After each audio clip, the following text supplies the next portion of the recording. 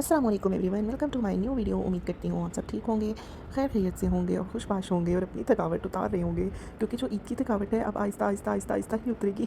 मतलब अब तो नींद भी डिस्टर्ब हुई हुई है और मैं अंडरस्टैंड कर सकती हूँ कि वो जिस जुनून और खुशी से और जिस तरह एनर्जेटिक होकर हम ईद मना रहे होते हैं, उसके बाद सब वैसे ही नढाल पड़े होते हैं। और मेरी सिचुएशन भी कुछ ऐसी ही है कि आज तो बिल्कुल मैं कह रही हूँ कि कुछ भी करने का इरादा नहीं है। मैं इरादे से बैठी हूँ कि नहीं, आज कोई एक्स्ट्रा चीज़ मैंने नहीं खोलनी, कोई एक्स्ट्रा काम मैंने नहीं करना, बस जो रूटीन की चीज़ें हैं, रूटीन के काम हैं, रूटीन की बातें वही होंगी। It is more than enough.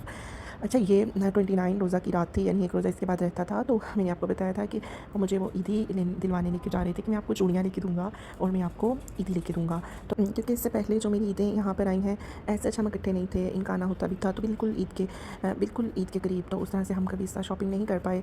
सारी ज़िंदगी बस वही थी कि मैं पेरेंट्स के पास और उस साइड आने के बाद भी जुदाई ही थी। खैर, वो बातें दोबारा दोबारा करके ना मैं परेशान नहीं होना चाहती, ना करना चाहती हूँ।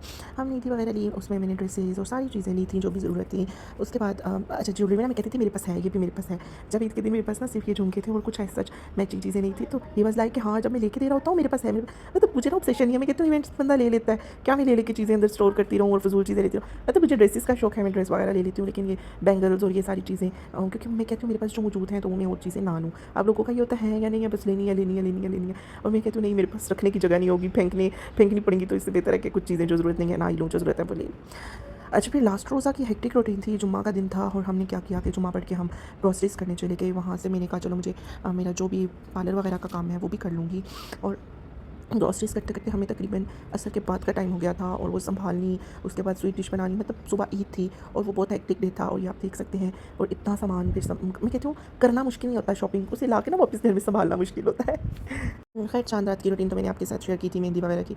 उसके बाद मेरा एक न्यू प्रोजेक्ट था शामी कबाब बनाना। ये मैंने 28 रोज़े वाले दिन किया था। चूँकि ना मैं बहुत बिज़ी थी इन दिनों, मैं नहीं कर पाई वो अपलोड, लेकिन मैंने कहा ये रेसिपी मैं आपके साथ शेयर करती हूँ। और चलिए अज़ान हो जाए ना तो मैं फिर आपके साथ रेसिपी भी शेयर करती हूँ और बताती हूँ कि मैंने क्यों बनाए थे और किस लिए बनाए थे। हाँ जी, शामी कबाब मैंने बहुत अरसे से नहीं बनाए थे क्योंकि मैं घर पे नहीं थी, तो बाहर से आते थे पैकेट्स। लेकिन अभी मैं ये सोच रही थी कि इतने ज़्यादा मेहमान होंगे, बाहर से बार-बार लाना और इतना बिला वजह के इतने अखराजात करना, तो इट्स बेटर मैं अपना 1 दिन पूरा लगाती हूँ। थक तो जाऊँगी और लेकिन थक जाना कुछ भी नहीं होता। मैं कहती हूँ अपने घर के साथ मेहनत करना औरत को चाहिए, मतलब हमें ना हर चीज़ को मैनेज करना चाहिए। तो खैर मैंने कहा 1 दिन तो लगाऊँगी भई, बाकी सारे काम तो नहीं हो पाएँगे, लेकिन चलो मैं ज़्यादा से शामी कबाब बना के रख देती हूँ। तो इसके लिए मैंने बहुत ज़्यादा दाल ली थी, इवन एक जो पॉट था वो कम पड़ रहा था, तो फिर मेरे पास नॉन स्टिक में जो सबसे बड़ा बर्तन था, मैंने उसके अंदर बनाना शुरू कर दिया था। मेरा यही था कि चलो ईद गुज़र जाएगी सुकून से, और अब यही फ़ायदा है कि ईद भी गुज़र गई, मेहमान भी सारे गुज़र गए। मेहमानों के साथ नाश्ते में फ्राई कर लो, खाने के साथ फ्राई कर लो, चाय के साथ फ्राई कर लो। अच्छा जी, अपना नाश्ता करने लगे, किसी ने एग नहीं खाना, ये फ्राई कर लो। दिन का खाना खा रहे हैं, सालन के साथ फ्राई करो। मतलब इतना सुकून आ गया, इतना सुकून आ गया। नहीं, उस तरह पैकेट्स अभी भी पड़े हुए हैं जो मार्केट के थे, जो मेरे जाने के बाद ज़ाहिर है वो यूज़ हो रहे थे, तो वो पे पड़े हुए हैं। लेकिन टेस्ट और सफाई के लिहाज से घर वाली चीज़ भी बेहतर ही होती है, और वो बंदा यूज़ करे। चलो छोटे पैमाने पे मेहमान, अभी इतनी फैमिलीज़ आई थी, इतना मतलब अल्लाह का शुक्र है, इतनी रौनक थी, इतना सब कुछ था, ईद थी, एक बड़ा त्यौहार था। तो अल्लाह का बहुत शुक्र है, बहुत प्यारी ईद गुजरी और उसमें ये भी यूटिलाइज़ हो गई। तो मैंने शुक्र अदा किया कि अल्लाह शुक्र है मैंने ना एक दिन मेहनत कर ही ली थी। मैं ना भी करती, कोई कुछ ना कहता, मतलब आ जाता मार्केट से आ जाता, लेकिन ये मेरा अपना डिसीजन था कि नहीं भाई, घर बना लेती हूँ और बस सुकून हो जाएगा और अनलिमिटेड हो जाएगी ना चीज़, लिमिटेड नहीं होगी।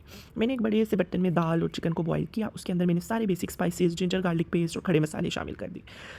फिर जब वो उबाल आ गया उसमें, यानी वो बॉयल हो गया, मैंने आधा चिकन निकाल के श्रेड कर लिया था, आधा मैंने उसी के अंदर हैंडी ब्लेंडर से किया। आप देख रहे होंगे कि मैंने ना अभी समझे दाल में थोड़ा-थोड़ा पानी था, वो मैंने बाद में खुश किया था। ये जो मैंने हैंड ब्लेंडर था मेरा, उससे ना मैंने सारी दाल को वो कर लिया था। जो उसमें नहीं हुई थी बाद में, वो मैंने लंगड़ी में कूट ली थी, यानी जो बेलन होता है ना कूटने वाला, वो कूट ली थी। यानी फिर मैंने बाद में उसमें से पानी खुश्क किया, उसे देगचे को पका के, नहीं चिपकती, नहीं जलती, कुछ भी नहीं होता। आप साथ-साथ चम्मच हिलाते रहें, सारा पानी ड्राई हो जाता है और सिर्फ दाल-दाल रह जाती है। एंड पे फिर आपने उसमें यानी जिस बड़ी चीज़ में आपने उन्हें मिक्स करना है, उसमें फिर आप प्याज़, टमाटर, धनिया, पुदीना और कच्चे 5-6 अंडे डाल लें। अंडे डालने का ये फ़ायदा होता है कि शामी कबाब टूटते नहीं हैं। आप उन्हें बगैर अंडों के भी फ्राई करो या फ्रिज में रखो या जो भी करो, वो टूटते नहीं हैं। तो वैसे तो हम अंडा लगा के ही फ्राई करते हैं। अब फ्राई हुई भी मेरे पास कोई रिकॉर्डिंग नहीं है, क्योंकि ना मेरे मोबाइल में बिल्कुल भी जगह नहीं थी, बिल्कुल भी जगह नहीं थी। मतलब वो इतना स्टोरेज का मसला हो रहा था, तो इसलिए मैंने वो चीज़ें रिकॉर्ड नहीं कर रही थी। इतनी चीज़ें तो मैंने कुछ भी रिकॉर्ड नहीं की कि नहीं भई बस मोबाइल में जगह नहीं है।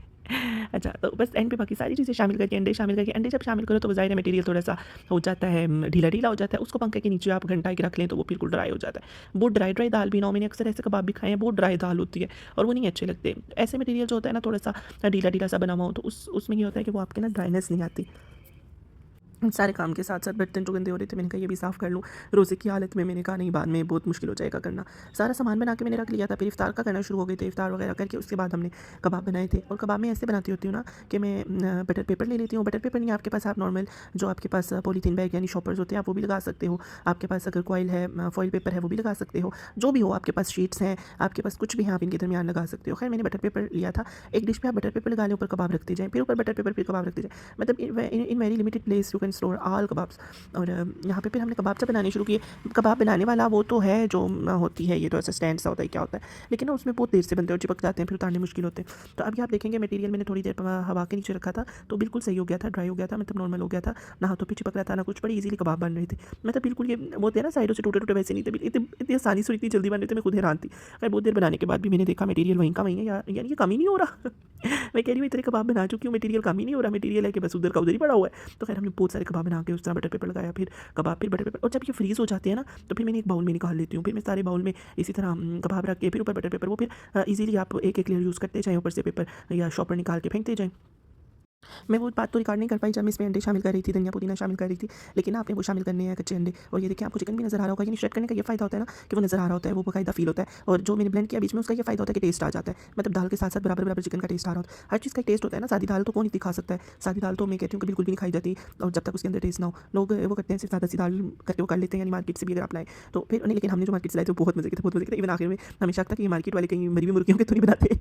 वो भी बहुत मज़े के थे, घर वाले भी बहुत मज़े के थे। तो अगर हाँ, आप जब इसको बना रहे होते हैं ना, बीच में से आपको कोई गर्म मसाला वगैरह या कुछ ऐसी चीज़ नज़र आए, तो उसे साइड पे कर लिया करें, क्योंकि ना वो अच्छा नहीं लगता बीच में मुँह में आना, ठीक है। और आइंदा से तो मैंने सोचा है कि मैं ना पोटली बना के गर्म मसाले की डाला करूँगी, मैंने इस तरह साबित नहीं डालूँगी। और अगर कोई हड्डी वगैरह भी आए उसको भी साइड पे कर लिया करें। तो टमाटर भी डालें और प्याज भी डालें, हरा धनिया, हरी मिर्चें भी डालें। हरी मिर्च का इस्तेमाल मैं तो कम ही करती हूँ, मैंने तो बॉयल करते हुए डाली थी, जो ब्लेंड हो गई थी। उस तरह काट के भी आप डाल सकते हैं। तो काट के तो मैं तब नहीं डालती, कभी बच्चों ने खाना होता है, कोई मेहमान आ जाए, या हमारे घर के लोग भी बच्चे हैं तकरीबन, ये भी नहीं खाते हरी मिर्च, तो इसलिए मैं हरी मिर्च को ना अवॉइड करती हूँ चीज़ों में डालने से, वरना बड़ा अच्छा टेस्ट आता है अगर आप बारीक बारीक सी चॉप करके डाल लें इसमें। तो मैंने बॉयल करते हुए डाली थी, जो कि ब्लेंड हो गई थी, तो इस तरह से मैंने एक्स्ट्रा नहीं डाली। यहाँ पे छोटी बहन भी साथ बनवा रही थी, छोटे छोटे कबाब बना रही थी। फिर कभी अभी से बनाने नहीं आते थे ना, फिर कभी कभी मैं भी उसके साथ सेट कर देती थी। मैं कहती थी कोई नहीं, बनाएगी घर में ख़राब करेगी तो सीखेगी ना, तो इसलिए मैं उसको मतलब फ्री हैंड दे रही थी कि आप बनाओ, जैसे भी बनाने आते हैं मुझे देख देख के बनाओ, आप ऐसे बनाओगी तो आपको बनाने के। खैर बड़ा अच्छा वो करी थी, एक्टिवली पार्टिसिपेट करी थी, साथ साथ करी थी, सेटिंग भी करी थी, कबाब अच्छी अच्छी तक रही थी। मुझे बड़ी खुशी हुई कि वो सीख रही है और इस तरह उसकी लर्निंग हो रही है। मैं उसको सिखाती रहती हूँ कुछ ना कुछ, सफाई करनी है, बर्तन धोने हैं, रोटियाँ पकानी है, कुछ भी करना है, तो बड़ा हेल्प आउट कर लेती है। अल्लाह पाक उससे सेहत दे, ज़िंदगी दे, बहुत बहुत बहुत